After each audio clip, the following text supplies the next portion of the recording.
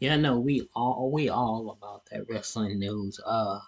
And that's very well for just for this video. So we ready into it, bro. We done lost Samantha, bro. That's crazy, bro. She looks so good. Ricochet a lucky man, man. That's all I'm gonna say. Anyways, I didn't really like anything else about it. I did feel like she was doing too much. But so was kicking it with Ross. Like that man be doing too much. Somebody got to call him out on it. I might do it. I might do it on the next video, bro. Guys, it is WrestleMania here, back with another video. Join us now as we look at this week's edition of Raw, as well as the wildest news stories and rumors you need to know, including You gonna the say real now? reason Samantha Irvin quit WWE. Could Samantha Irvin end up in AEW? Carlito's comments caused controversy on Raw. Why did Jey Uso drop the Intercontinental title? Lilian Garcia returns to WWE full-time. The Undertaker headed to NXT. Jacob Fatu wrestles his first singles match, and much more. Be sure to subscribe and hit that notification bell for daily wrestling videos, and follow us on Facebook for exclusive lists. Also check out our new videos on WrestleMania XL. Now as always, we'll recap the show, but just look at the good, the bad, and the downright ugly. As always, we start off with the good as number 1, Xavier's tank continues.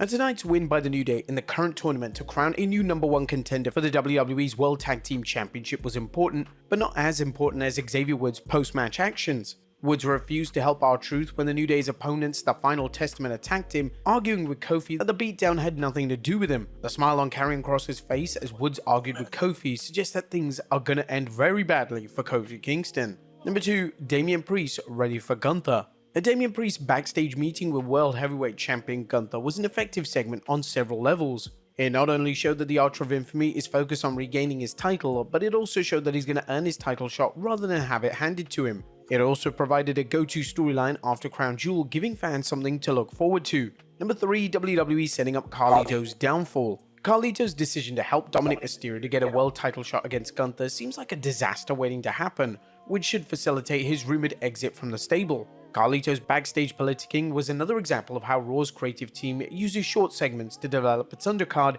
despite the show losing an hour. Number 4, WWE using Wyatt 6 well. The WWE continues to utilize the Wyatt 6 well, as fans saw with the group attacking the Final Testament last night. The Wyatt 6's popularity is undeniable, but the WWE needs to use them carefully, not only to protect the group but to protect their opponents. The Wyatt 6 are a type of faction that shouldn't lose too often, which means that WWE can't book them against top acts and weaken them as The Fiend often did. While the Final Testament isn't a top tier group, their pseudo-spooky background matches well against Uncle Howdy and his collection of creeps.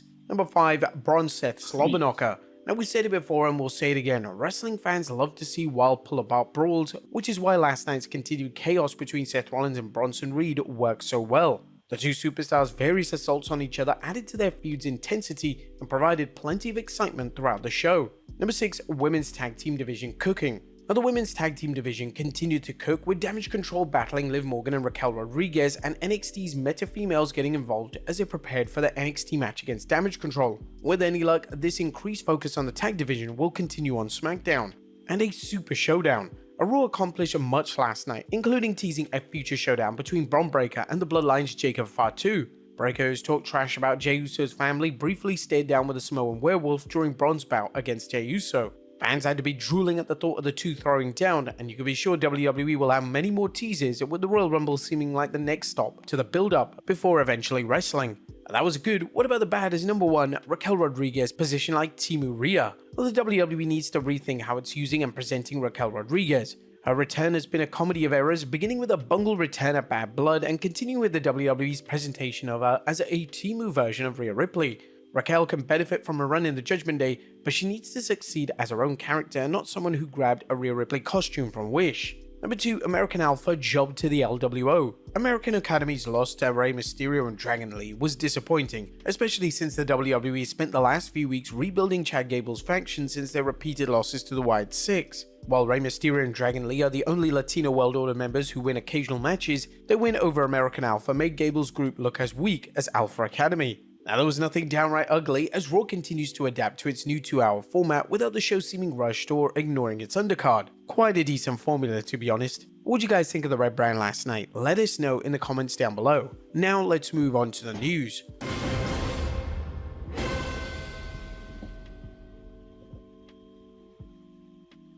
Now first story looks at the real reason Samantha Irvin quit WWE. At top of today's news is Monday's huge surprise announcement that Samantha Irvin has left the WWE. The news caught many off guard as departures are typically reported ahead of time. Now, new reports suggest why the popular ring announcer left the WWE so abruptly, what's next for her, and who will take her place.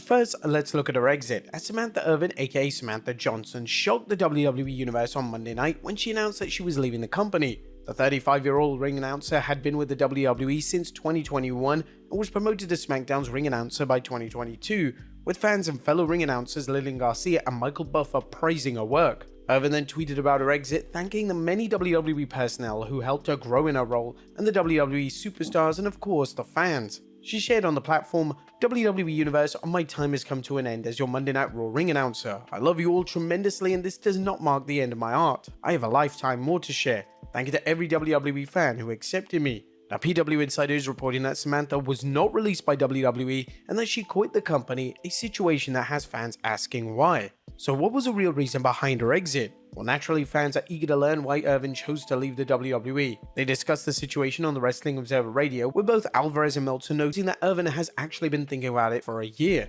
Brian Alvarez revealed she's got some outside projects she wants to do, apparently couldn't come to terms with how it worked with WWE, and off she goes. They elaborated on Irvin's ambitions outside the WWE, as she wants to be a singer. She wants to get more involved with her music. It was just something that she had been talking about for a long time and finally pulled a trigger on it. And that's about it really. Now, according to Fightful Select, Irvin's work was praised by everyone Fightful spoke with, and her exit caused many off guard backstage in WWE. But could she end up in AEW? Or could Irvin end up in AEW? This seems like a logical choice, both because she would be in demand and because her fiancé, former WWE superstar Ricochet, is all elite. However, according to The Observer, this is unlikely. It's not like planning on going to AEW, not saying 100% that she won't go. Ricochet actually tweeted she's not going, and it's not her intention to go there. As mentioned, Ricochet denied that Irvin is AEW bound. Wrestling being wrestling, fans should take this with a grain of salt. It's currently unknown whether Irvin has a non-compete clause that could keep her from working for a rival promotion. Would you guys want to see her in AEW? Let us know in the comments down below. However, who is now replacing her? Now, Monday was full of surprises for WWE fans as Samantha Irvin announced her departure, while former WWE ring announcer Lillian Garcia revealed that she is back full-time with the promotion. Garcia, who has announced matches in 8 years, returned to a warm welcome and thanked the fans for their support. Here's a quick excerpt of Lillian's statement from Instagram. "Well, now you know. Oh my gosh, guys, did that just happen? Did I really go back to the WWE after being gone for like 8 years? I mean, I popped in every now and then, but it's 8 years since I was a full-time announcer there. And my goodness, when my music hit and I got introduced, the cheers and the applause and the roar that you gave me tonight, thank you." Now, even though Lillian had a small slip up during her announcing, as she called contenders containers, that Mike Russ is bound to be there after many years. So obviously it's excused. What do you guys think of Lillian coming back full-time in WWE? Let us know in the comments down below. Next up, WWE want to offer CM Punk more money to stay. It's been nearly a year since CM Punk shocked the wrestling world by returning to the WWE at 2023 Survivor Series. Punk has defied naysayers who predicted he'd self-destruct and or clash with management, but instead, Punk has become a darling with his fellow wrestlers, fans, and even management. Fightful Select Sean Ross Sapp reports, "I'd heard that the two sides were engaged in talks a while back for something more expansive as things had changed since they abruptly put a deal together. So far, the WWE has been very happy with Punk back in the company, and everything has gone really well so far." What do you guys think of Punk's comeback tour? Next up, Carlito's comments caused controversy. Now, Carlito's comments on Raw concerning Damage Control have angered some fans, as during a backstage segment, Carlito was present when Damage Control expressed their frustrations in Japanese, leading to Carlito saying, "I gotta learn Chinese." Some fans believe that the segment was intolerant or even racist. Next up, Jacob Fatu wrestles his first singles match. Fans attending last night's Raw saw a very first as Jacob Fatu stepped in the ring against Cody Rhodes in a street fight. This was a big match for the Samoan Werewolf as it marked his first singles match in the WWE, as for those keeping track, Rhodes emerged victorious. Next up, will Raw revert to 3 hours on Netflix? Now that the USA Network has cut Raw back to 2 hours, it's still unknown how long the show will run when it moves to Netflix.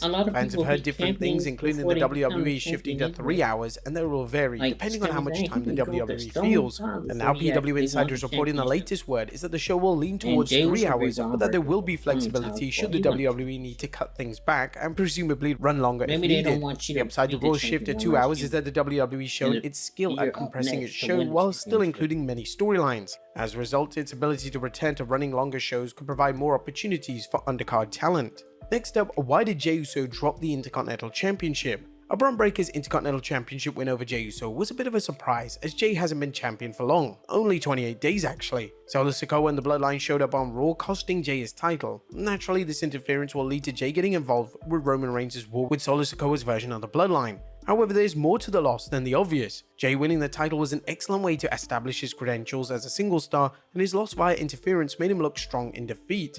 Furthermore, Bron's win re-established Breakker as a top star, as some fans believe he shouldn't have lost the title in the first place. And while many may be happy, we know Rikishi is going to go in on that next podcast. And finally, The Undertaker headed to NXT.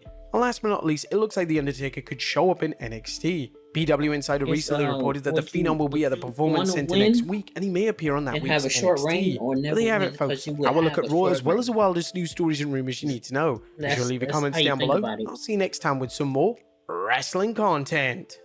Alright. Thank y'all for watching. I think this is gonna be the last video we do today. I'm gonna do another video later.